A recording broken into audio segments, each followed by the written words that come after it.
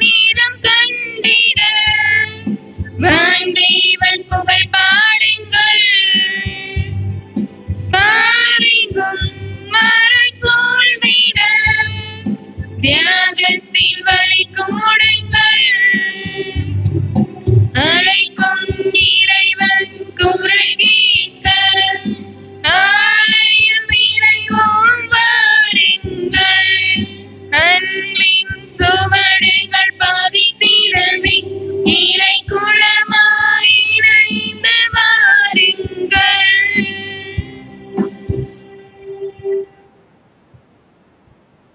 இயேசுவில் நல்லவர்களே, ஆண்டவருடைய அன்பு நிறைந்த குழந்தைகளே, தவக்காலம் என்பது ஆண்டவருடைய அன்பை சுவைக்கின்ற காலம், கடவுள் நம்மை தேடி வருகின்ற காலம், நாம் கடவுளை தேடி போகின்ற காலம். இவ்வாறு உறவுகளின் சங்கமிப்பாக இந்த தவக்காலமானது இருக்கின்றது.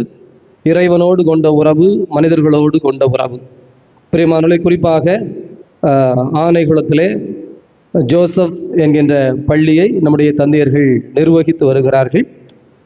பண்பொழியிலே அந்த பள்ளி இருக்கிறது. அதனுடைய கிளை பள்ளியாக இங்கே ஆரம்பித்து நடந்து கொண்டிருக்கிறது. தந்தையர்கள் கடந்த நாட்களிலே எனக்கு அறிமுகம்.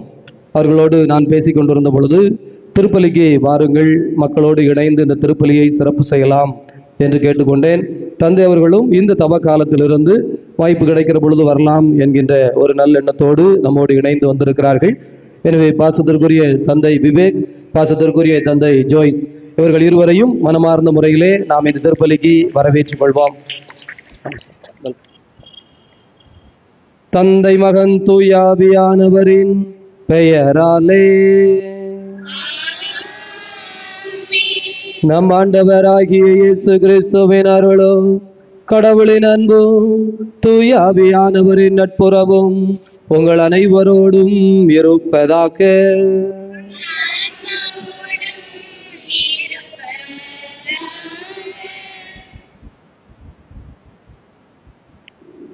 தவக்காலத்தின் 4ஆம் ஞாயிறு முன்னுரை. இறை இயேசுவில் அன்புக்குரியவர்களை, என்னை விட்டு பிரிந்து உங்களால் எதுவும் செய்ய இயலாது என்பது நம் ஆண்டவர் நமக்கு வெளிப்படுத்தும் யதார்த்தம். தமது உருவிலும் சாயலிலும் படைத்த தம் உயிர் மூச்சை தந்து தாமே விரும்பி நம்மை அழைத்து தம்மோடு இருக்க பணித்தார். தம் அன்பு கடவுள். ஆனால் இன்றைய நற்செய்தியில் வருகின்ற கோதாரி மைந்தனைப் போல பணம், பதவி, புகழ், அதிகாரம் ஆகியவற்றை திரட்ட தொடர்ந்து முயற்சி செய்வதால் கோதாரி மகனைப் போல கடவுளை விட்டு வெகு தொலைவில் சென்று விடுகிறோம். இவ்வுலக சிற்றின்பங்களில் மகிழ்ச்சி தேடுகிறோம்.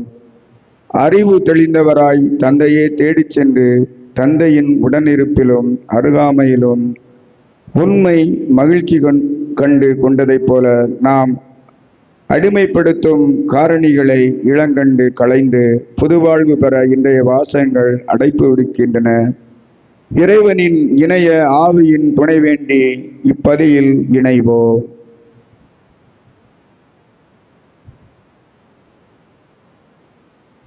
திருப்பலியில் நம்மோடு இணைந்து கிறிஸ்டோபர், வெர்ஜில்லா, ஹாட்சி, ஹேடன் குடும்பத்தை ஆண்டவர் தொடர்ந்து ஆசீர்வதிக்க வேண்டும் என்றும், ஹாட்சி 10ஆம் வகுப்பு அரசு தேர்வை இறைஞானத்தோடு, அறிவோடு, ஞாபக சக்தியோடு சிறப்பாக எழுத வேண்டும் என்று ஒப்புக் கொடுத்து ஜெபிக்கிறார்கள். சுரண்டை சிசிலி என்பவரது குடும்பத்திற்கு இறைவன் செய்த நன்மைகளுக்கு நன்றியாக ஒப்புக் கொடுக்கிறார்கள். தேவ ஆசீர்வாதம் குடும்பத்திலே நிலைத்திருக்க வேண்டும் என்றும், தேவ கிருபை குடும்பத்தை வழிநடத்த வேண்டும் என்றும் நம்பிக்கையோடு ஜெபிக்கிறார்கள். அலெக்ஸ், கீதா குடும்பத்திற்கு இறைவன் செய்த நன்மைகளுக்கு நன்றியாகவும், கிறிஸ்துவுக்குள் மரித்த சந்திராயப்பன் 7வது ஆண்டு நினைவிலே அன்னாரது ஆன்மை இளைப்பாற்றிக்காகவும் ஒப்பு கொடுத்து ஜெபிக்கிறார்கள். சுரண்டை பிரிட்டோ ரெமில்டா குடும்பத்திற்கு இறைவன் செய்த நன்மைகளுக்கு நன்றி பலியாகவும், குடும்பத்திலே கிறிஸ்துவில் மரித்த செல்வம், ராசாத்தி இவர்களது ஆன்மா ஆண்டவருக்கு இளைப்பாற வேண்டும் என்று ஜெபிக்கிறார்கள். ஆண்டவருடைய அன்பு குழந்தைகளே, நாமும் இந்த ஞாயிறு திருப்பலியை கடன் திருப்பலியாக, நன்றி திருப்பலியாக, ஆசீர்வாதத்தின் திருப்பலியாக ஒப்புக் கொடுப்போம். இறையருள் வருவதற்கு தடையாக இருக்கிற குற்றம் குறைகளை நினைத்து மனவருந்தி மன்னிப்பு கேட்போம். என்றும் வாழும் எல்லாம் அல்ல இறைவா, உடல் ஆன்ம வாழ்வு அனைத்திற்கும் ஊற்றும் தொடக்கமும் நீரே. இந்த தண்ணீரையும் உப்பையும் புனிதப்படுத்தியரள உமை தாழ்மையுடன் வேண்டுகிறோம். இறைவா, உப்பு கலந்த இந்த தண்ணீர் தெளிக்கப்படும் இடமெல்லாம் தீயவனது தாக்குதல் அனைத்தும் தோல்வியுறச் செய்வீராக. தூயவராகிய ஆண்டவர் கிறிஸ்து வழியாக எங்களை நிறைவாக ஆசீர்வதிப்பீராக. ஆமென்.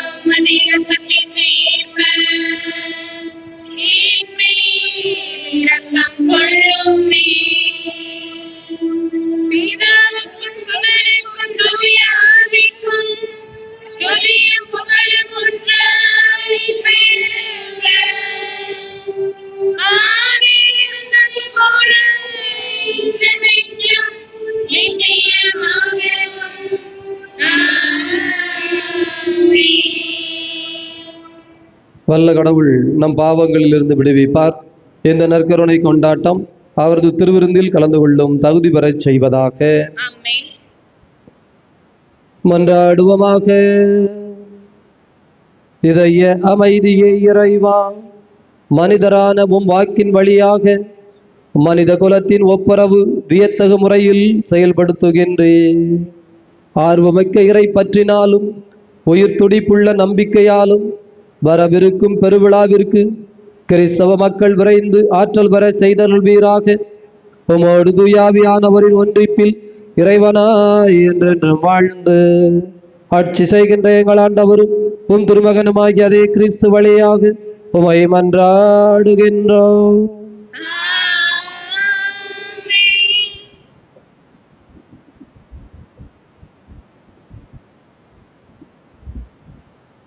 முதல் வாசக முன்னுரை.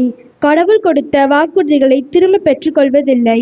அடிமையிலிருந்து தம் மீட்டு வந்த இஸ்ரேல் மக்கள் வழியில் பாலை நிலத்தில் தொடர்ந்து பாவம் செய்து அழிந்து போன போதும் தன் வாக்களித்த நாட்டை அவர்களுக்கு தந்து நாடோடி வாழ்க்கையிலிருந்து விடுதலை தந்த நிகழ்வை முதல் வாசகமாக வாசிக்க கேட்போம்.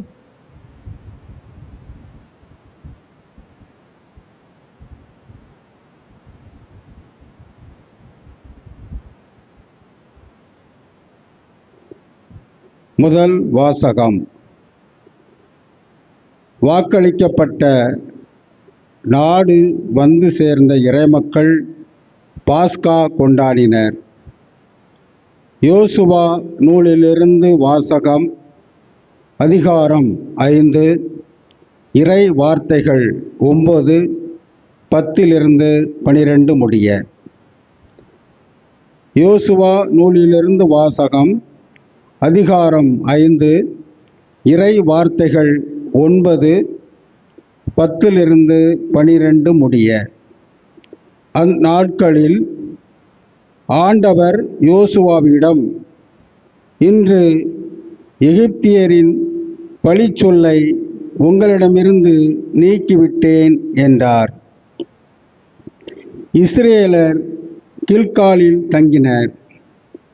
மாதத்தின் 14ஆம் நாள் மாலை எரிகோ சமவெளியில் பாஸ்கா கொண்டாடினர். பாஸ்காவில் மறுநாள் நிலத்தின் விளைச்சலையும் புளிப்பற்ற அப்பத்தையும் வறுத்த தானியத்தையும் உண்டனர். நிலத்தின் விளைச்சலை உண்ட மறுநாளிலிருந்து மன்னா நின்றது. இஸ்ரேலிற்கு மன்னா மீண்டும் கிடைக்கவில்லை. கானான் நிலத்தின் விளைச்சலை அந்த ஆண்டு உண்டனர். இது ஆண்டவர் வழங்கும் அருள்வாக்கு.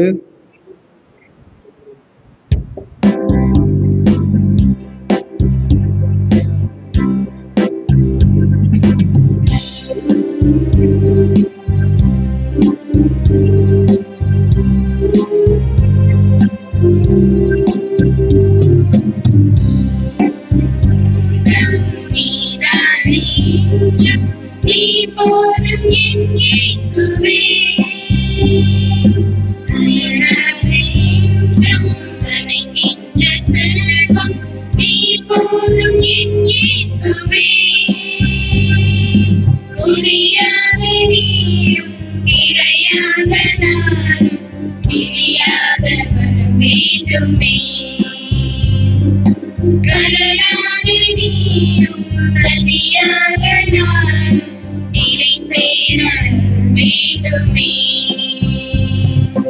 உன்னைக்கான என் விழிகள் ஒளி தேடுதே. உன்னை அன்றி என் வாழ்வு உன்னை போன்றதே. உன்னைக்கான என் விழிகள் ஒளி தேடுதே.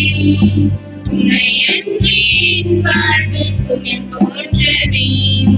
நிலையான சொந்தம் நீதானே என்றும் நீ போதும் என் இயேசுவே.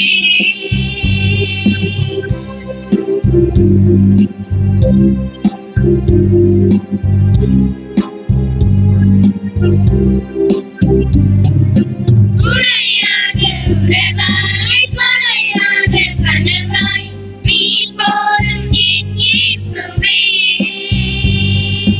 மறையாக உன் அன்பு வழியாது என்னாலும் நீ போதும் என் இயேசுவே. சுமைகளால் நான் சோர்ந்திருந்தேன், சுகமாய் வந்து நீ சேர்ந்தாய். சுமைகளால் நான் சோர்ந்திருந்தேன், சுகமாய் வந்து நீ சேர்ந்தாய். என் வாழ்வில் நீ என்றும் நிலையான சொந்தமே. நிலையான சொந்தம் நீதானே என்றும் நீ போதும் என் இயேசுவே.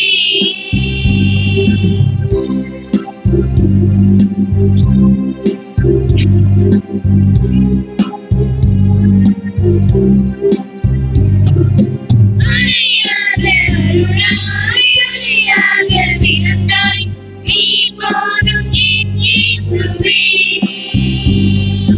விலகாத உயிராய் நலம் சேர்க்கும் மருந்தாய் நீ போதும் என் இயேசுவே.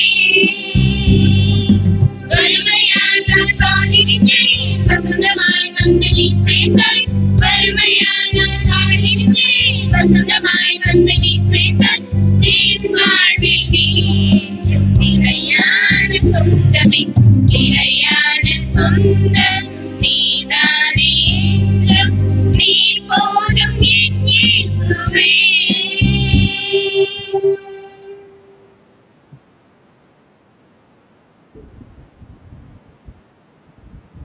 இரண்டாம் வாசக முன்னுரை.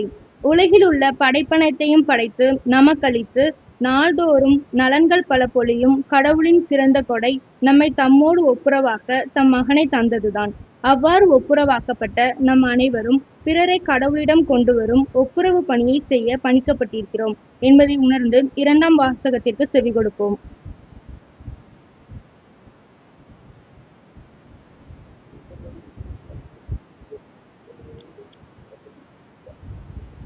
இரண்டாம் வாசகம். கிறிஸ்துவின் வழியாக கடவுள் நம்மை தம்மோடு ஒப்புரவாக்கினார். திருத்தூதர் பவுல் கொரிந்தியருக்கு எழுதிய 2ஆம் திருமுகத்திலிருந்து வாசகம். அதிகாரம் 5, இறை திருவசனங்கள் 17 முதல் 21 முடிய. திருத்தூதர் பவுல் கொரிந்தியருக்கு எழுதிய 2ஆம் திருமுகத்திலிருந்து வாசகம். அதிகாரம் 5, இறை திருவசனங்கள் 17 முதல் 21 முடிய. சகோதர சகோதரிகளை, ஒருவர் கிறிஸ்துவோடு இணைந்திருக்கும் போது அவர் புதிதாக படைக்கப்பட்டவராய் இருக்கின்றார். பழையன கழிந்து புதியன புகுந்தன அன்றோ? இவை யாவும் கடவுளின் செயலே. அவரே கிறிஸ்துவின் வழியாக நம்மை தம்மோடு ஒப்புரவாக்கினார். ஒப்புரவாக்கும் திருப்பணியையும் நமக்கு தந்துள்ளார்.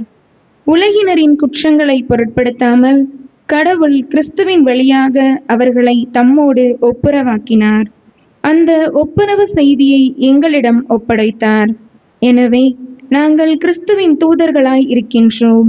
கடவுளை எங்கள் வாயிலாக வேண்டுகோள் விடுக்கிறார். ஆகவே கடவுளோடு ஒப்புரவாகுங்கள் என்று கிறிஸ்துவின் சார்பில் நாங்கள் மன்றாடுகின்றோம். நாம் கிறிஸ்துவின் வழியாக தமக்கு ஏற்புடையவராகுமாறு கடவுள் பாவம் அறியாத அவரை பாவ நிலையை ஏற்கச் செய்தார். இது ஆண்டவர் வழங்கும் அருள்வாக்கு.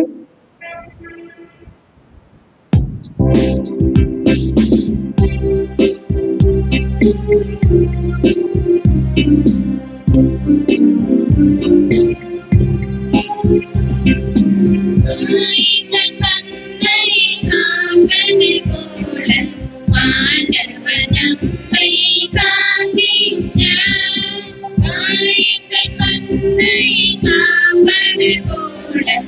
ஆண்டவர் நம்மை காண்கின்றார்.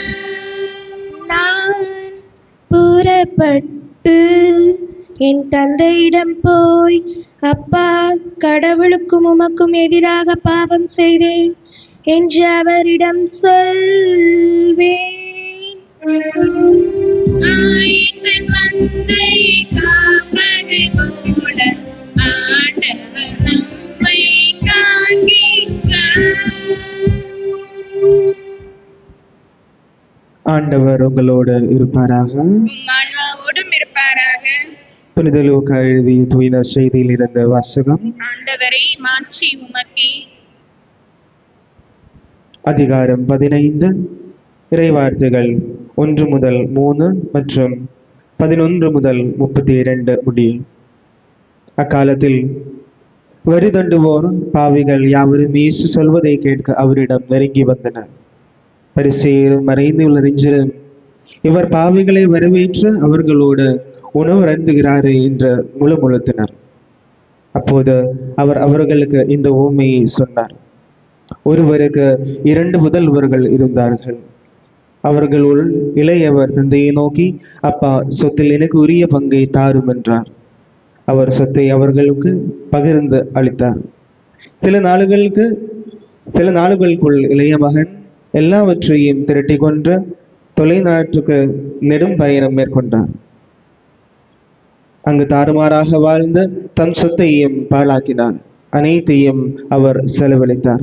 பின்பு அந்த நாடு முழுவதும் கொடிய பஞ்சம் ஏற்பட்டது. அப்பொழுது அவர் வறுமையில் வாடினார்.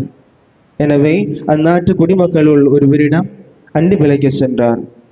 அவர் அவரை பன்றி மேய்க்க தம் வயல்களுக்கு அனுப்பினார். அவர் பன்றிகள் தின்னும் நெற்றுகளால் தம் வயிற்றை நிரப்ப விரும்பினார். ஆனால் அதை கூட அவருக்கு கொடுப்பாரில்லை. அவர் அறிவு தெளிந்தவராய், என் தந்தையின் கூலியாளர்களுக்கு தேவைக்கு மிகுதியான உணவிற்கு நான் இங்கு பசியால் சாகிறேனே. நான் புறப்பட்டு என் தந்தையிடம் போய், அப்பா, கடவுளுக்கும் உமக்கும் எதிராக நான் பாவம் செய்தேன். இனிமேல் நான் உம்முடைய மகன் எனப்பட தகுதியற்றவன். உம்முடைய கூலியாளர்களுள் ஒருவனாக என்னை வைத்துக் கொள்ளும் என்பேன் என்று சொல்லி கொண்டார். உடனே அவர் புறப்பட்டு தம் தந்தையிடம் வந்தார். தொலையில் வந்து கொண்டிருந்த போதே அவர் தந்தை அவரை கண்டு பரிவு கொண்டு ஓடிப்போய் அவரை கட்டி கழுவி முத்தமிட்டார். மகனோ அவரிடம், அப்பா, கடவுளுக்கும் உமக்கும் எதிராக நான் பாவம் செய்தேன். இனிமேல் நான் உம்முடைய மகன் எனப்பட தகுதியற்றவன் என்றார். தந்தை தம் பணியாளரை நோக்கி, முதல் தரமான ஆடையை கொண்டு வந்து இவனுக்கு உடுத்துங்கள். இவனுடைய கைக்கு மோதிரமும் காலுக்கு மிதியடியும் அணிவியுங்கள். கொளுத்த கன்றை கொண்டு வந்து அடியுங்கள். நாம் மகிழ்ந்து விருந்து கொண்டாடுவோம். ஏனெனில் என் மகன் இவன் இறந்து போயிருந்தான், மீண்டும் உயிர் பெற்று வந்துள்ளான். காணாமற் போயிருந்தான், மீண்டும் கிடைத்துள்ளான் என்றார். அவர்கள் மகிழ்ந்து விருந்து கொண்டாட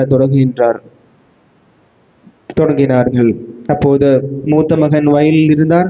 அவர் திரும்பி வீடை நெருங்கி வந்து கொண்டிருந்த போது ஆடல் பாடல்களை கேட்டு ஊழியர்களுள் ஒருவரை வரவழைத்து, இதெல்லாம் என்ன என்று வினவினார். அதற்கு ஊழியர் அவரிடம், உம் தம்பி திரும்பி வந்திருக்கிறார். அவர் தம்மிடம் நலமாக திரும்பி வந்திருப்பதால் உம் தந்தை கொளுத்த கன்றை அடித்திருக்கிறார் என்றார். அவர் சினமுற்ற உள்ளே போக விருப்பமில்லாதிருந்தார். உடனே அவருடைய தந்தை வெளியே வந்து அவரை உள்ளே வருமாறு கெஞ்சி கேட்டார். அதற்கு அவர் தந்தையிடம், பாரும், இத்தனை ஆண்டுகளாக நான் அடிமை போன்று உமக்கு வேலை செய்து வருகிறேன். உம் கட்டளைகளை ஒருபோதும் மீறியதில்லை.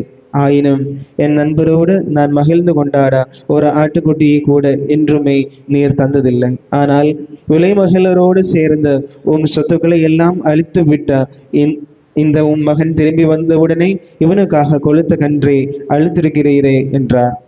அதற்கு தந்தை, மகனே, நீ எப்போதும் என்னுடனே இருக்கிறாய். என்னுடையதெல்லாம் உன்னுடையதே. இப்போது நாம் மகிழ்ந்து கொண்டாடி இன்புற வேண்டும். ஏனெனில் உம் தம்பி இவன் இறந்து போயிருந்தான், மீண்டும் உயிர் பெற்றுள்ளான். காணாமற் போயிருந்தான், மீண்டும் கிடைத்துள்ளான் என்றார். ஆண்டவரின் அருள்வாக்கு. கிறிஸ்துவே உமக்கு புகழ்.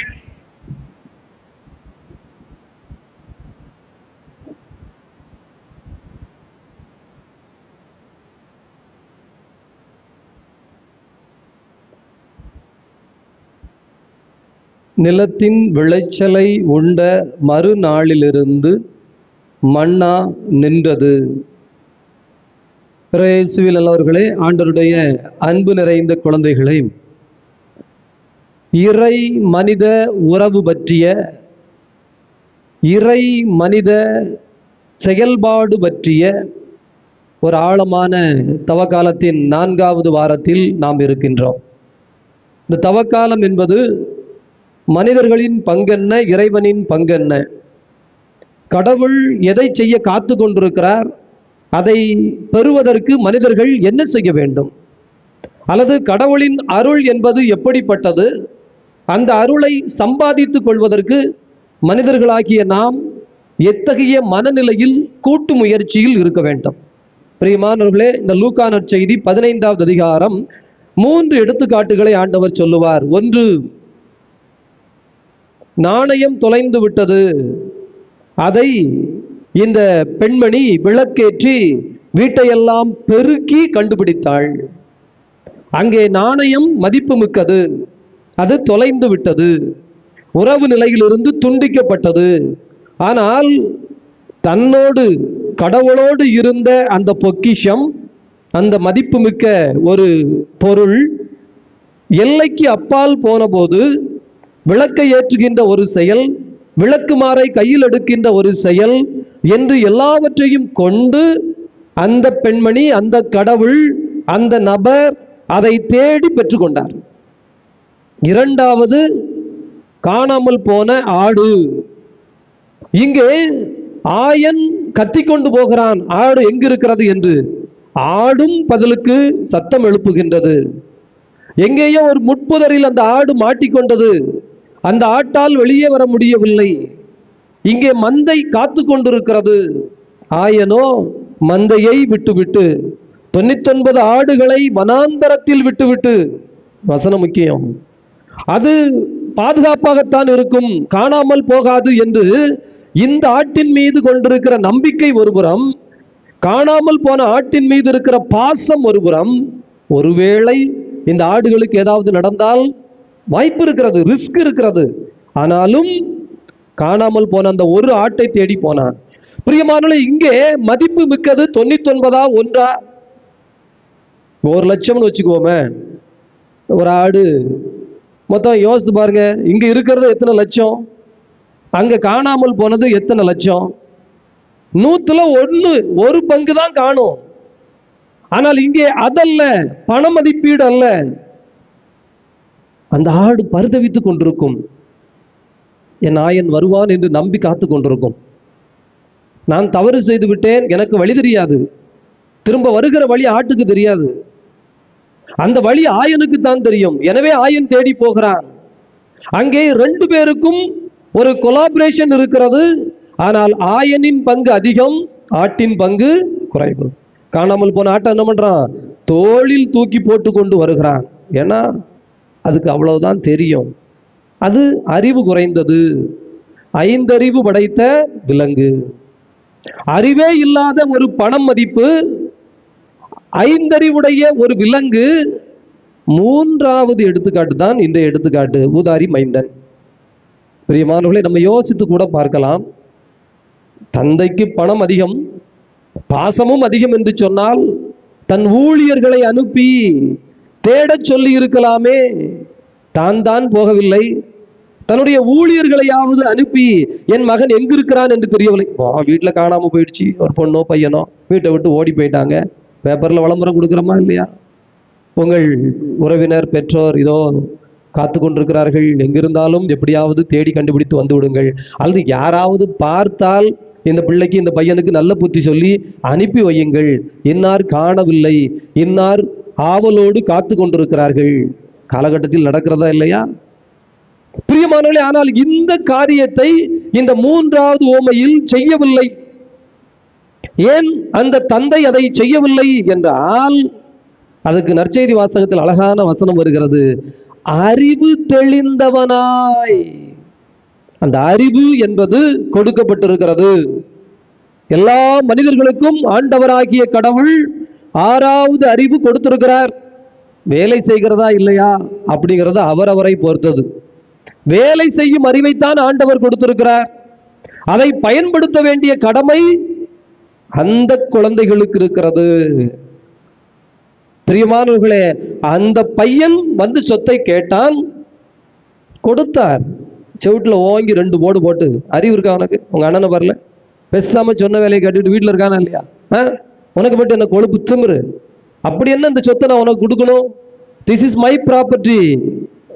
நீ இளையவன் தான், மூத்தவன் கூட கிடையாது, போ வேலையை பாரு சொல்லியிருக்கலாமா இல்லையா? அல்லது கூப்பிட்டு வச்சு கவுன்சிலிங் கொடுத்துருக்கலாமா இல்லையா? அல்லது ஏதோ பண்ணியிருக்கலாமா இல்லையா? அது அல்ல தந்தையின் அன்பு.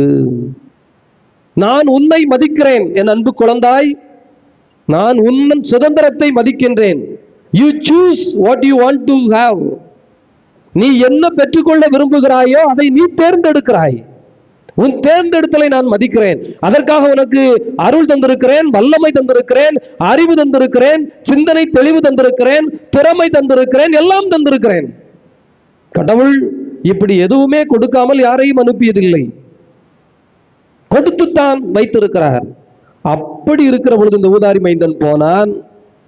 அவனோ பணத்தை வைத்து மீண்டும் பணம் சம்பாதிக்க தெரியாதவன் தான். உண்மை. இது தந்தைக்கு தெரியுமா தெரியாதா? நிச்சயமாக தெரியும், நிச்சயமாக தெரியும். பெத்த பிள்ளையை பத்தி தகப்பனுக்கு தெரியாதா? பிரியமானவர்களே, இதுதான் முக்கியம், ரொம்ப முக்கியம். ரொம்ப அப்படின்னா இந்த பழைய ஏற்பாட்டுல பாருங்க, காயின் ஆபேல். நிறைய பேர் சொல்லுவார்கள், இந்த காலத்துல நம்ம யூடியூப்ல வேற நிறைய செய்திகளை கொஞ்சம் விவாதிக்கிற விதமாக போடுகிறோம். அன்னைக்கு கூட ஒருத்தர் பார்த்து விட்டு சொன்னார், ஃபாதர், பொறாமைக்கு காரணம் கடவுள் தானே. கரெக்டா சொன்னீங்க. ஏன்னா காயின் ஆபேல், ஆபேலின் காணிக்கையை கடவுள் ஏற்றுக்கொண்டார், காயினின் காணிக்கையை ஏற்றுக்கொள்ளாததால் தானே பிரச்சனை. 2 பேரையும் சமமா பார்த்திருந்தா பிரச்சனை வருமா? அந்த வீட்டுல பாருங்க, எல்லா வீட்டுல இந்த சிக்கல் இருக்குல்ல. எங்க அப்பா எங்க அண்ணனுக்கு அதிகம் கொடுத்தாரு, எனக்கு தெரியல, இல்லை என் தம்பிக்கு அதிகம் கொடுத்தாரு, எனக்கு தெரியல. பிரியமானவர்களே, இது அவரவர் மனநிலை. இப்ப பள்ளிக்கூடத்துல கூட பாருங்க, அதனாலதான் ஃபர்ஸ்ட் ரேங்க் செகண்ட் ரேங்க் போடாத, எல்லாத்துக்கும் கிரேடு போட்டுரு. ஏ கிரேடுனா இந்த 50 பேர் ஏ கிரேட் போ.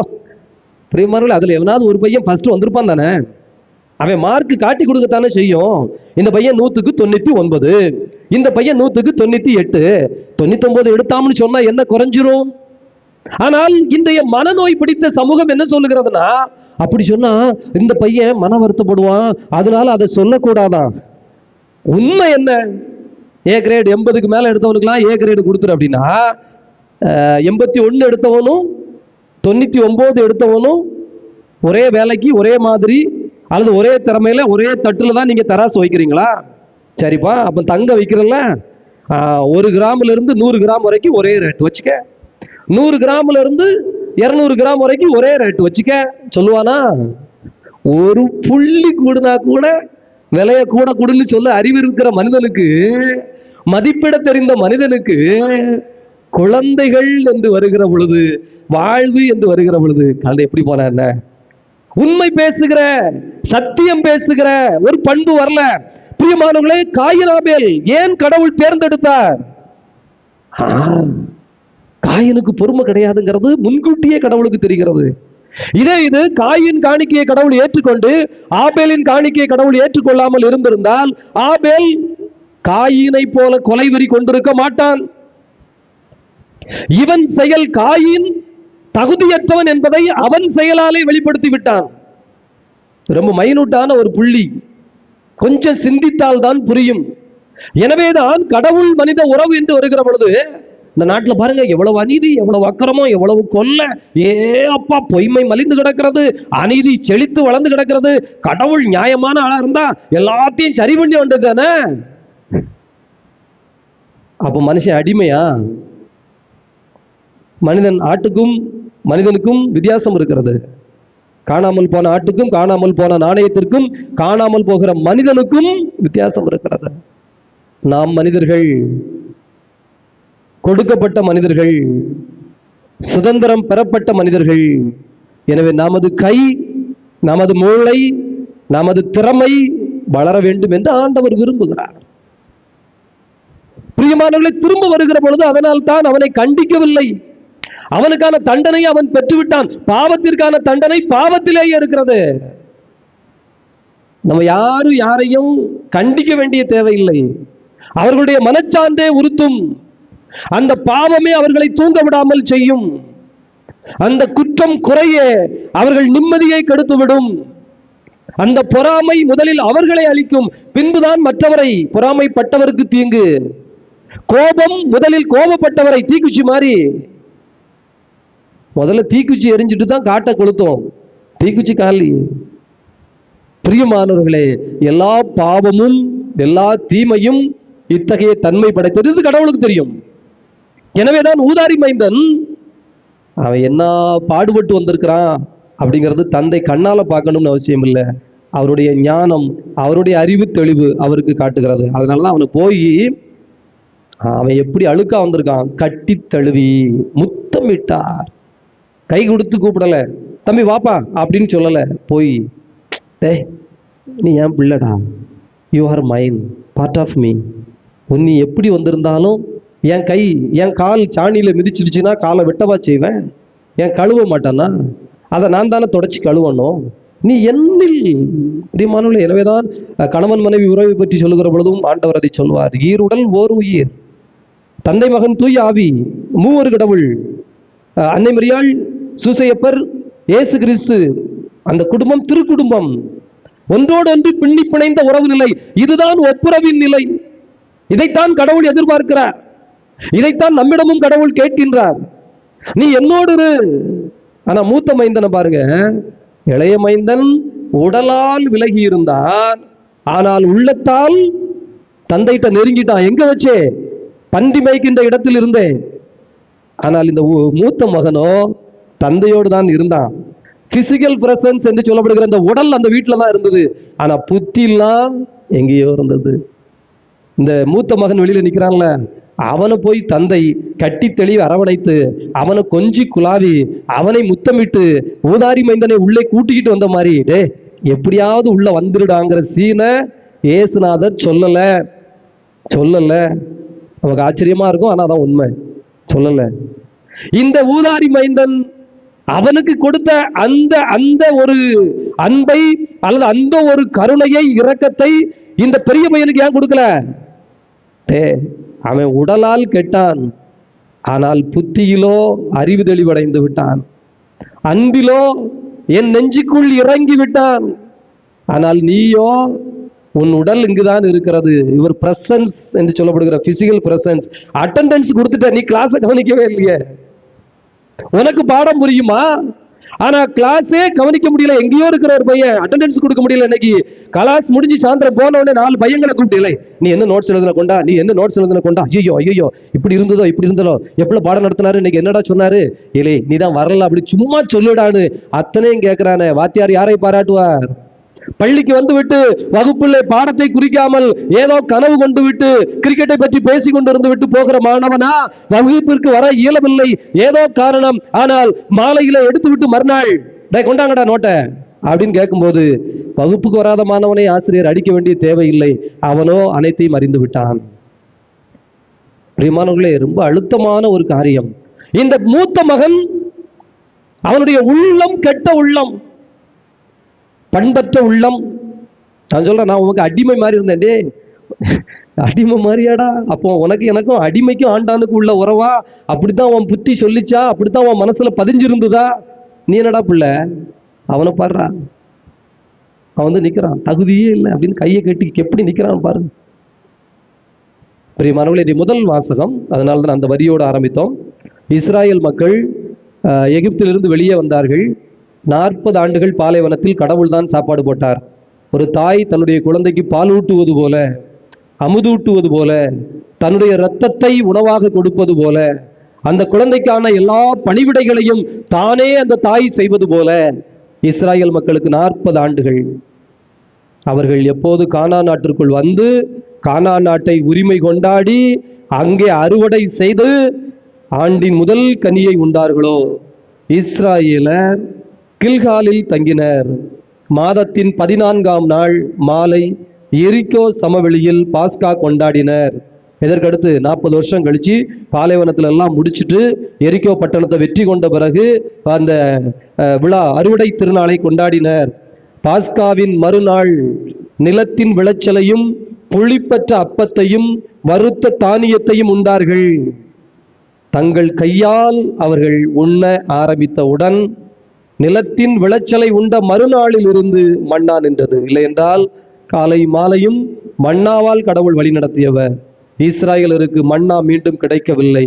கானான் நிலத்தின் விளைச்சலை அந்த ஆண்டு முதல் உண்ணத் தொடங்கினார்கள். இதுதான் கடவுளுக்கும் மனிதனுக்குமான கொலாபரேட்டிவ் ஒர்க் என்று சொல்லப்படுகிற இணைந்த நிலை. கண்களை மூடிக்கொள்வோம்.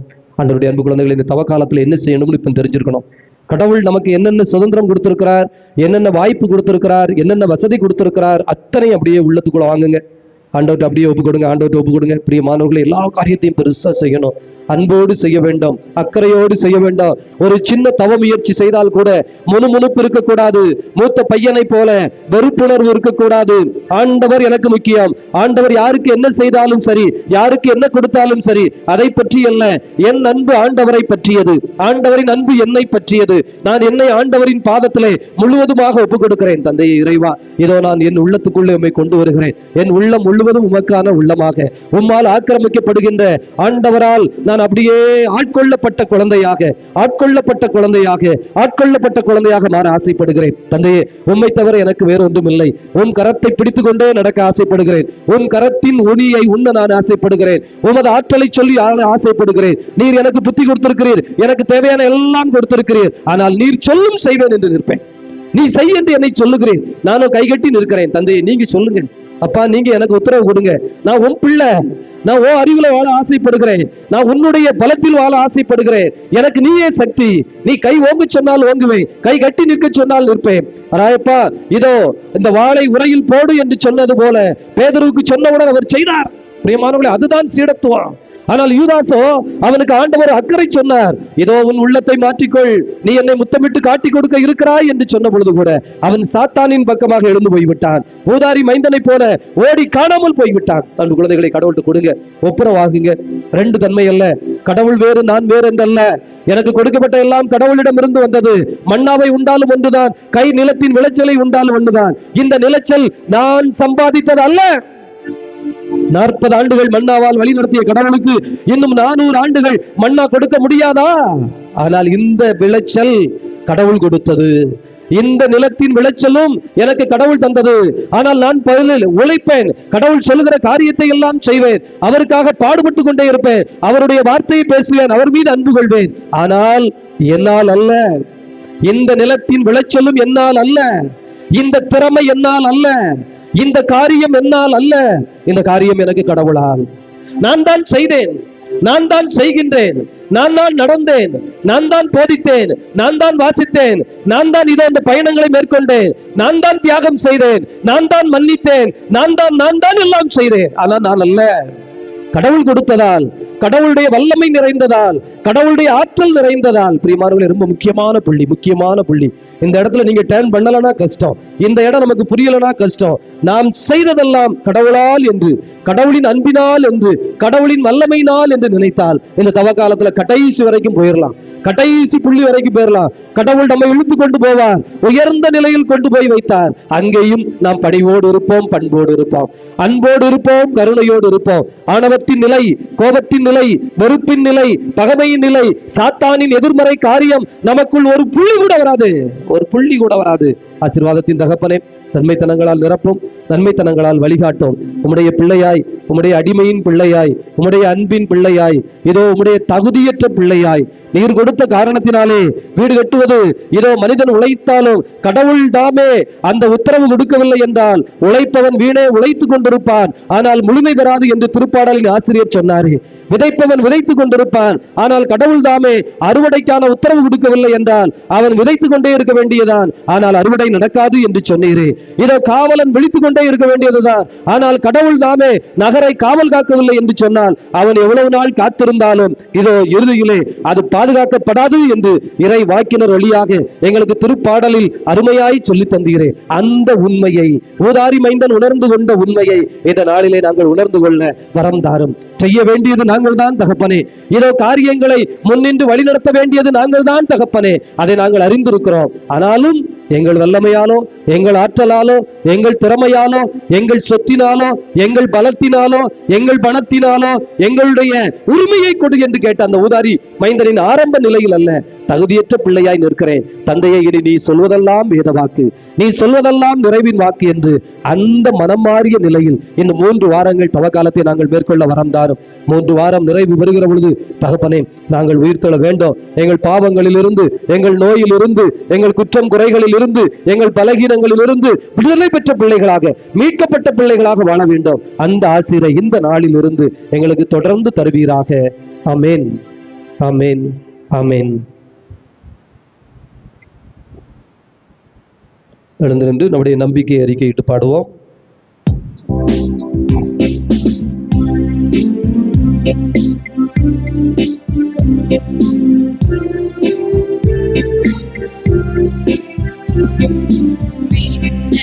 மண்ணையும் படைத்தவராம் கடவுள் ஒருவர் இருக்கின்றார். தந்தை மகன் தூய ஆவியாராய் ஒன்றாய் வாழ்வோரை நம்புகிறேன். தூய ஆவியின் வல்லமையால் இறைமகன் நமக்காய் மனிதரானார்.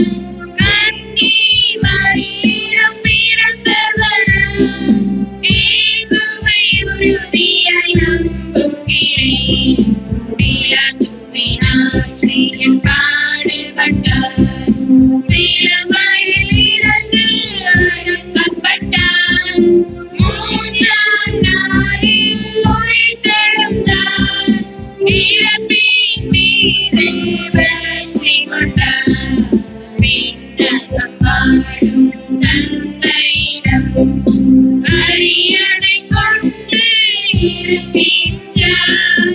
உலகம் முடியும் காலத்திலே நடுவரை திரும்பவும் வந்திடுவார். தூய ஆவியாரை நம்புகிறேன். பாரினில் அவர் துணை வேண்டுகிறேன். பாவ மன்னிப்பில் தூய்மை பெற்று பரிகார வாழ்வில் நிலைத்திடுவேன். திரு அவை உரைப்பதை நம்புகிறேன். புனிதர்கள் உறவை நம்புகிறேன். உடலின் உயிர்ப்பை நிழல் வாழ்வை உறுதியுடனே நம்புகிறேன்.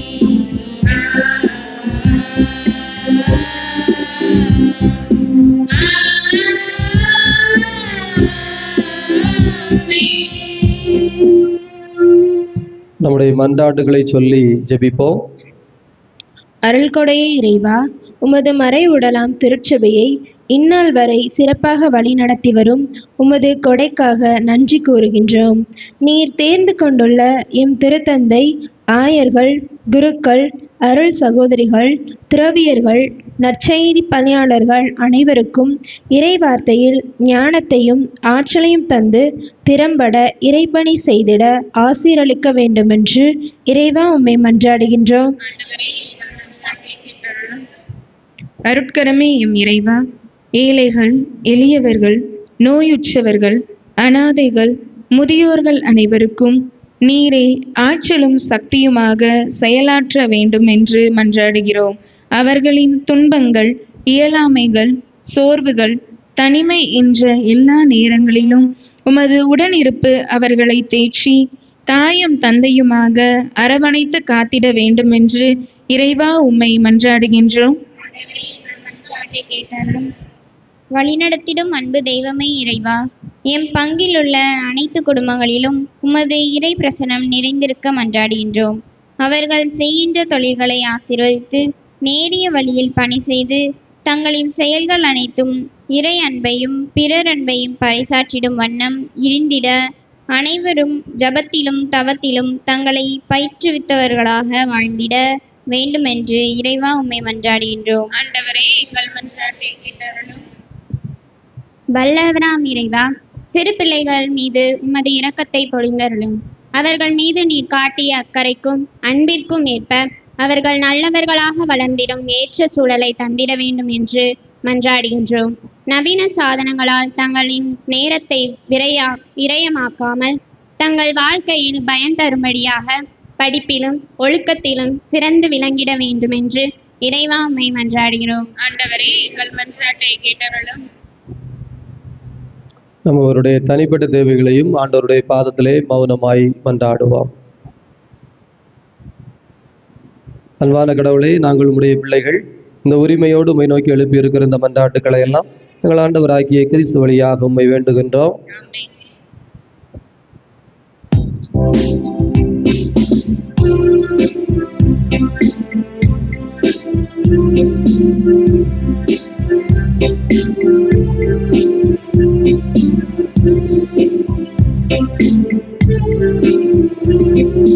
காணிக்கை தர வருகின்றேன், உன் கரங்களில் என்னை தருகின்றேன்.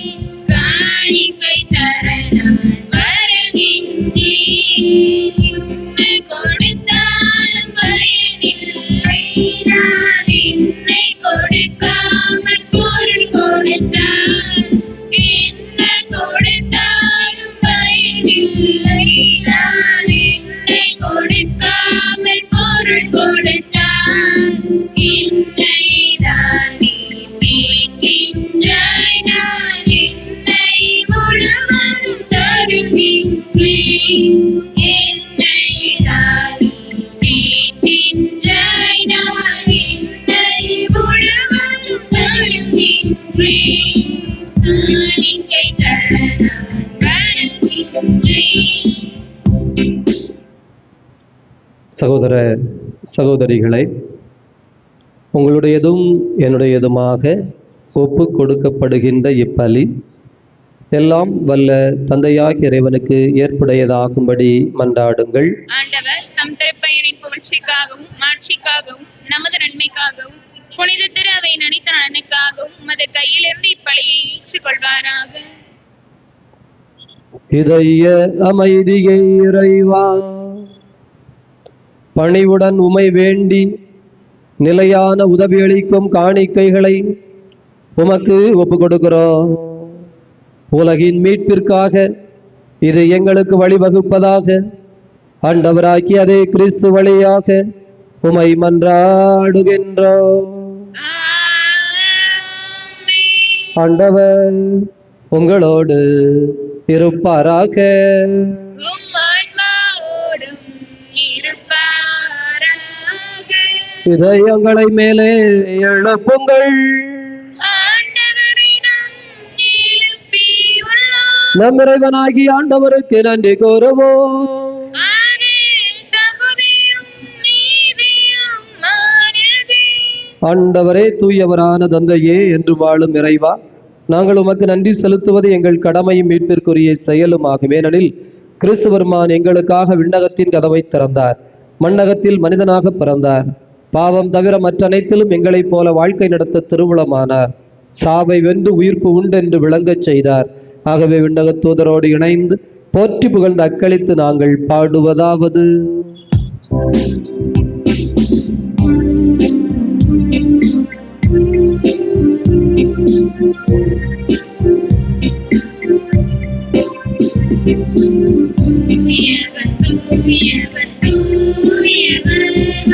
படைகளின் கடவுளாம் ஆண்டவர், விண்ணகமும் மண்ணகமும் உமது ஆட்சியால் நிறைந்துள்ளன. உன்னதங்களிலே ஓசன்னா, உன்னதங்களிலே ஓசன்னா.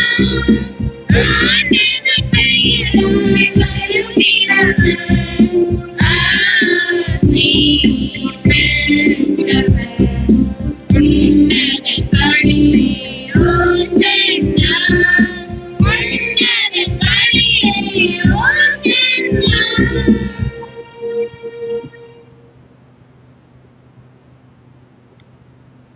இதய அமைதியே இறைவா, நீர் மெய்யாகவே தூயவர், தூய்மை அனைத்திற்கும் ஊற்று. ஆகவே உம்முடைய தூய ஆவியை பொழிந்து காணிக்கைகளை தூய்மைப்படுத்த உம்மை வேண்டுகிறோம். இவ்வாறு எங்கள் ஆண்டவர் இயேசு கிறிஸ்துவின் உடலும் இரத்தமுமாக எங்களுக்கு இவை மார்பனவாக. அவர் பாடுபட புலங்கனிந்து தம்மை கையளித்த போது அப்பத்தை எடுத்து நன்றி செலுத்தி அதை பிட்டு தம் சீடர்களுக்கு அளித்து அவர் கூறியதாவது: அனைவரும் இதிலிருந்து பெற்று உண்ணுங்கள், ஏனெனில் இது உங்களுக்காக கையளிக்கப்படும் என் உடல்.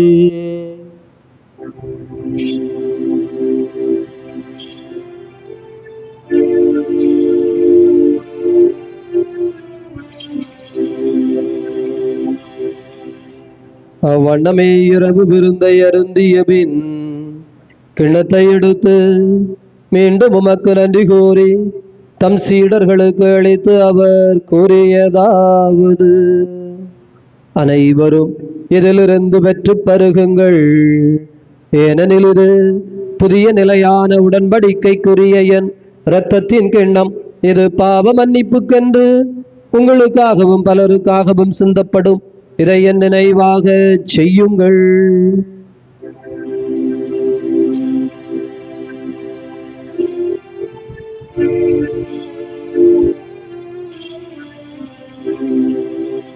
நம்பிக்கையின் மறைபொருள்.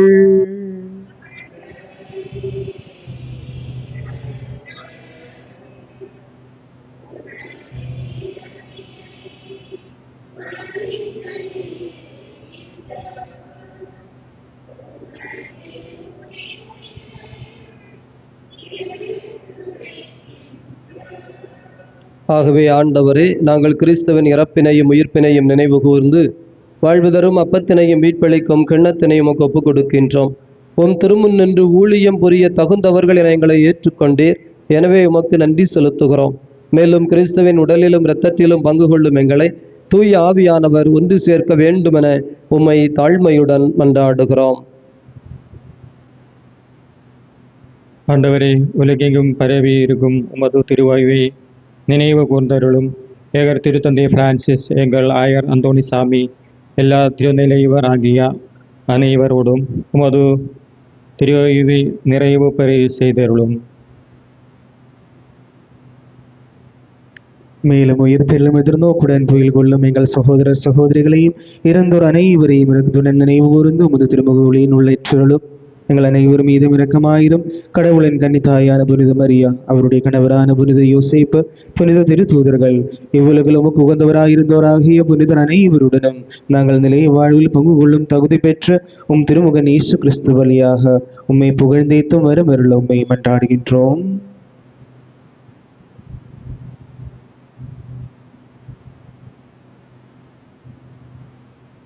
இவர் வழியாக இவரோடு இவரில் எல்லாம் வல்ல இறைவனாகிய தந்தையே, தூயாவியானவரின் ஒன்றிப்பில் எல்லா புகழும் ஆட்சியும் என்றென்று உமக்கு உரியதே.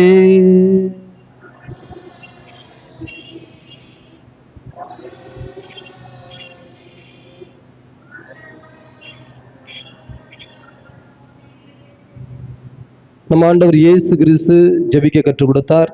2000 ஆண்டுகள் பழமையான ஜெபத்தை அனைவரும் இணைந்து ஜெபிப்போம். விண்ணுலகில் இருக்கிற எங்கள் தந்தையே, உமது பெயர் தூயதென போற்றப் பெறுக. உமது ஆட்சி வருக. உமது திருவுள்ளம் விண்ணுலகில் நிறைவேறுவது போல மண்ணுலகிலும் நிறைவேறுக. எங்கள் அன்றாட உணவை இன்று எங்களுக்கு தாரும். எங்களுக்கு எதிராக குற்றம் செய்வோரை நாங்கள் மன்னிப்பது போல எங்கள் குற்றங்களை மன்னியும். எங்களை சோதனைக்கு உட்படுத்தாதேயும், தீமையிலிருந்து எங்களை விடுவித்தருளும். ஆண்டவரே, தீமை அனைத்திலும் இருந்தும் எங்களை விடுவித்து எங்கள் வாழ்நாளில் அமைதியை கனிவுடன் அருள உம்மை மன்றாடுகின்றோம். உதய இரக்கத்தின் உதவியால் நாங்கள் பாவத்திலிருந்து எப்போது விடுதலை பெற்று யாதொரு கலக்கமும் இன்றி நலமாயிருப்போமாக. நாங்கள் எதிர்நோக்கி இருக்கிற பேரின்பத்திற்காகவும் மீட்பராகிய இயேசு கிறிஸ்துவின் வருகைக்காகவும் காத்திருக்கின்றோம். ஆட்சியும் வல்லமையும் மாட்சியும் என்றென்றும் உமதே. ஆண்டவரே இயேசு கிறிஸ்துவே, அமைதியை உங்களுக்கு விட்டுச் செல்கிறேன், என் அமைதியையே உங்களுக்கு அளிக்கிறேன் என்று உம் திருத்தூதர்களுக்கு மொழிந்தீரே. எங்கள் பாவங்களை பாராமல் உமது திரு அவையின் நம்பிக்கையை கண்ணோக்கி அதற்கு அமைதியும் ஒற்றுமையும் தந்தருள்வீராக. என்றென்றும் வாழ்ந்து ஆட்சி செய்கின்றவர் நீரே.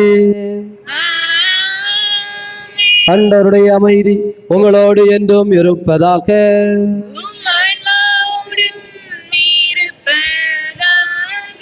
ஒருவருக்கொருவர் ஆண்டவர் தருகின்ற அமைதியை மகிழ்ச்சியோடு அறிவித்துக் கொள்வோம். உலகின் பாவங்களை போக்கும் இறைவனின் செம்மறியே எங்கள் மேல் இரக்கமாயிரும். உலகின் பாவங்களை போக்கும் இறைவனின் செம்மறியே எங்கள் மேல் இரக்கமாயிரும். உலகின் பாவங்களை போக்கும் இறைவனின் செம்மறியே எங்களுக்கு அமைதி அளித்தருளும்.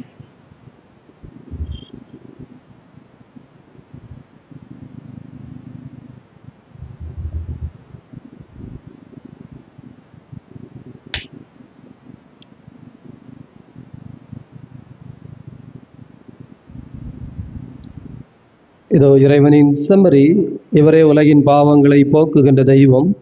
இந்த தெய்வத்தினுடைய விருந்துக்கு அழைக்கப்பட்டிருக்கிற நாம் அனைவரும் பேர் பெற்றவர்கள்.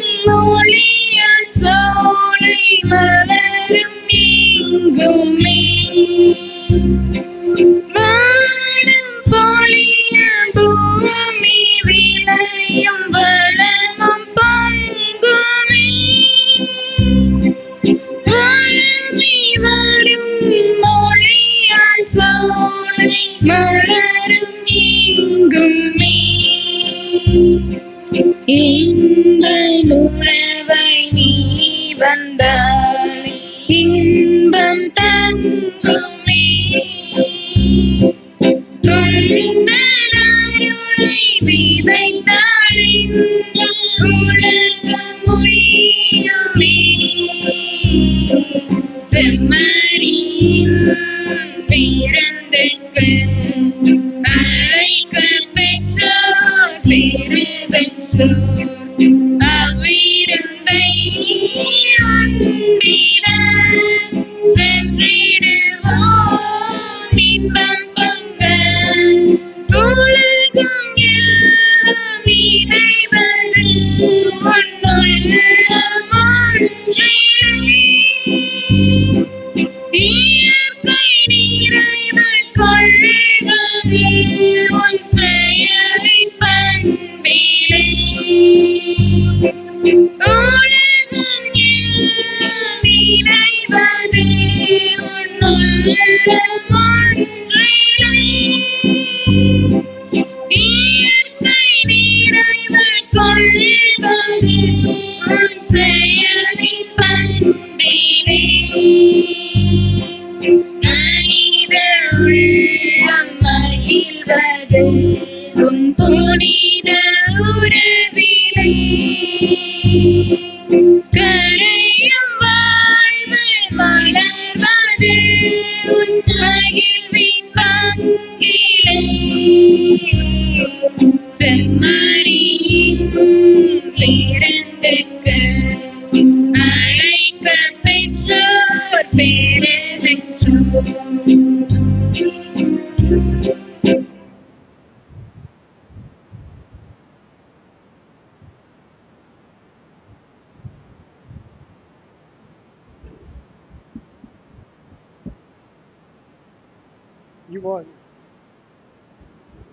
இவ்வாறு திருப்பலி அறிவிப்புகள் 31ஆம் தேதி திங்கள் காலை 11 மணி முதல் 12 மணி வரை நற்கருணை ஆராதனை. மாலை 3 மணி பிகே புதரிலிருந்து பாத யாத்திரைக்காக திருப்பலி. மாலை 6:30 பங்கு ஆலயத்தில் சிலுவை பாதை தொடர்ந்து திருப்பலி. 1ஆம் தேதி செவ்வாய் நண்பகல் 11 மணிக்கு நற்கருணை ஆசீர் குணமளிக்கும் திருப்பலி. தொடர்ந்து ஒவ்வொரையிலிருந்து கொண்டு வரப்பட்ட தீர்த்தத்தால் அபிஷேகம். மாலை 7 மணிக்கு திரு எண்ணெய் பூசி நற்கருணை ஆசீர் தொடர்ந்து குணமளிக்கும் திருப்பலி. 2ஆம் தேதி புதன் காலை 11 மணி முதல் 12 மணி வரை நற்கருணை ஆராதனை. மாலை 6:30 பங்கு ஆலயத்தில் சிலுவைப்பாதை தொடர்ந்து திருப்பலி. 3ஆம் தேதி வியாழன் காலை 6 மணிக்கு பங்கு ஆலயத்தில் திருப்பலி. 11 மணி முதல் 12 மணி வரை நற்கருணை ஆராதனை. 4ஆம் தேதி வெள்ளி மாதத்தின் முதல் வெள்ளி காலை 11 மணி முதல் 12 மணி வரை நற்கருணை ஆராதனை. மாலை 6:30 விகே புதரில் திருப்பலி தொடர்ந்து சிலுவைப்பாதை. மாலை 7 மணிக்கு பங்கு ஆலயத்தில் சிலுவைப்பாதை தொடர்ந்து திருப்பலி. இரவு 9:30 முதல் 12 மணி வரை பங்கு ஆலயத்தில் முழு இரவு ஜபம். 5ஆம் தேதி சனி காலை 6 மணிக்கு பங்கு ஆலயத்தில் திருப்பலி. 11 மணி முதல் 12 மணி வரை நற்கருணை ஆராதனை. மாலை 7 மணிக்கு ராஜகோபால் பெரியல் ஞாயிறு திருப்பலி. 6ஆம் தேதி ஞாயிறு தவக்காலத்தின் 5ஆம் ஞாயிறு காலை 7:15 விகே புதரிலும் காலை 9:15 பங்கு ஆலயத்திலும் ஞாயிறு திருப்பலிகள். இன்று மாலை 3 மணி முதல் புளியம்பட்டியில் மறைமாவட்ட அளவிலான தவ பயணம். இவ்வார ஞாயிறு திருப்பலியை சிறப்பு செய்தவர்கள் புனித சூசையப்பர் அன்பியம். புனித சூசையப்பர் அன்பியத்துக்கு நாம் கரவொலி மூலம் நன்றி சொல்லிக் கொள்வோம். வருகிற ஞாயிறு திருப்பலியை குழந்தையேசு அன்பியம் சிறப்பு செய்வார்கள். அறிவிப்பு: புளியம்பட்டிக்கு வரும் ஞாயிறன்று தப பயணம் மேற்கொள்ள இருக்கிறோம். வாகன வசதி தேவையெனில் திரு அருள்ராஜ் அல்லது திரு ஜெபஸ்தியான் அவர்களிடம் பெயர் முன்பதிவு செய்ய அன்போடு கேட்டுக்கொள்கின்றோம். வரும் வெள்ளி மாதத்தின் முதல் வெள்ளி தவக்கால தியானமாக முழு இரவு ஜபம் நடைபெறும். இந்த நல்ல வாய்ப்பை பயன்படுத்தி இந்த இயேசுவின் திருரத்த பலன்களை முழுமையாக பெற்றுக்கொள்வோம்.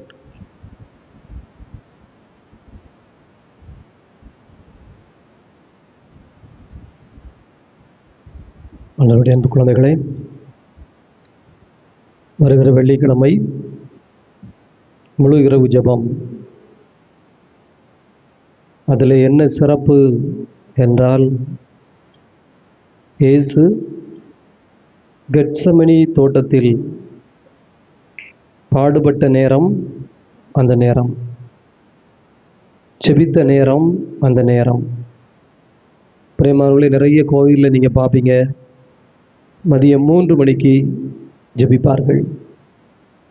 வெள்ளிக்கிழமை 3 மணிக்கு ஜெபிப்பதற்கென்று ஒரு குழுவே உள்ளது நிறைய ஆலயங்களில். காரணம் என்னென்னா, அந்த 3 மணி இயேசு நமக்காக சிலுவையிலே உயிரை அர்ப்பணித்த நேரம், தியாகம் செய்த நேரம். அதுபோல அந்த இரவு நேரம் கெத்செமனி தோட்டத்தில் இயேசு இரத்த வேர்வை வெறுத்த நேரம். எனவே அந்த 9:30 மணி முதல் 12 மணி வரை எப்படி பெரிய வியாழக்கிழமை நாம் ஒரு வழிபாடு நடத்துவோமோ, அதுபோல ஒரு வழிபாட்டை இந்த தவ காலத்தில் வருகிற வெள்ளிக்கிழமை தலைவெள்ளியாக இருப்பதால் நற்கருணை எடுத்து வைத்து கடவுளின் பிரசன்னத்தில் அவர் கேட்டார்ல, இந்த இரவு நேரத்தில் ஒரு மணி நேரம் என் கூட விழித்திருந்து ஜெபிக்க மாட்டாயா அப்படின்னு. நாம் ஏறக்குறைய ஒரு 2.5 மணி நேரம் திட்டமிட்டிருக்கிறோம். 9:30 மணிக்கு சிலுவை பாதை ஆரம்பிக்கும். 10 மணிக்கு நற்கருணை எடுத்து வைப்போம். 2 மணி நேரம் நற்கருணைநாதரின் பிரசன்னத்தில் முழுமையாக ஒப்புக் கொடுக்க இருக்கிறோம். வெளியிலிருந்து அருள் தந்தையர்கள் அழைத்திருக்கிறோம். பாவ சங்கீதனம் செய்ய விரும்புகிறவர்கள் அந்த இரவு நேரத்தை முழுமையாக பயன்படுத்தி கொள்ள அன்போடு கேட்டுக்கொள்கிறோம். கெத்செமனி தோட்ட அனுபவ அந்த ஜெபமாக அது திட்டமிடப்பட்டுள்ளது. பிரியமானவர்களே, தவ காலத்திலே நிறைய காரியங்களை நாம் எப்படியாவது செய்து ஆண்டவருடைய அந்த அன்பு வளையத்திற்குள், அந்த உறவு நெருக்கத்திற்குள் நாம் நிற்க வேண்டும். இந்த வெள்ளிக்கிழமை அதற்கு உதவி செய்யும். மாலை வழக்கம் போல திருப்பலி இருக்கிறது. எனவே சிலுவை பாதை பார்த்தாச்சு, பூசை பார்த்தாச்சு, போதும் என்று யோசிக்க வேண்டாம். அதனால் மாலை திருப்பலியை கட் பண்ணலை. ஏன் அப்படின்னா, அது வழக்கமாக வெளியிலிருந்து நிறைய பேர் வருகிறவர்கள் இருக்கிறார்கள். ஒருவேளை நோயாளிகள், ரொம்ப வயதானவர்கள், இரவு முழித்திருக்க முடியாது என்பவர்கள் இருக்கிறார்கள். எனவே பலரை மனதில் கொண்டு அந்த மாலை திருப்பலி வழக்கம் போல உள்ளது நடைபெறும். எனவே நள்ளிரவு 9:30 முதல் 12 மணி வரையில் பூசை இருக்காது. ஆனால் ஆண்டவரோடு இணைந்து ஜெபிப்போம். அது கெத்செமனி நேரம். கெத்செமனி தோட்டத்திலே இயேசு இருந்த நேரம்.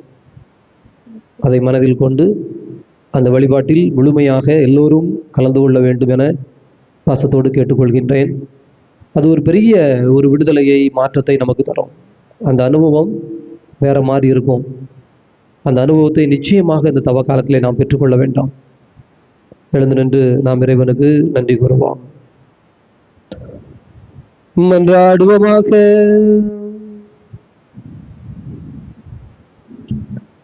இதய அமைதியே இறைவா, இவ்வுலகுக்கு வரும் ஒவ்வொரு மனிதரையும் ஒளிர்விக்கின்ற நீர் எங்கள் இதயங்களை உமது அருளின் சுடரால் ஒளிவித்தருள உம்மை வேண்டுகின்றோம். உமது மாண்பிற்கு தகுதியானதையும் விருப்பமானதையும் என்று நினைவில் கொண்டு உம்மை நேர்மையாக அன்பு செய்ய வலிமை பெறுவோமாக. ஆண்டவராகிய கிறிஸ்து வழியாக உம்மை மன்றாடுகின்றோம். ஆண்டவர் உங்களோடு இருப்பாராக.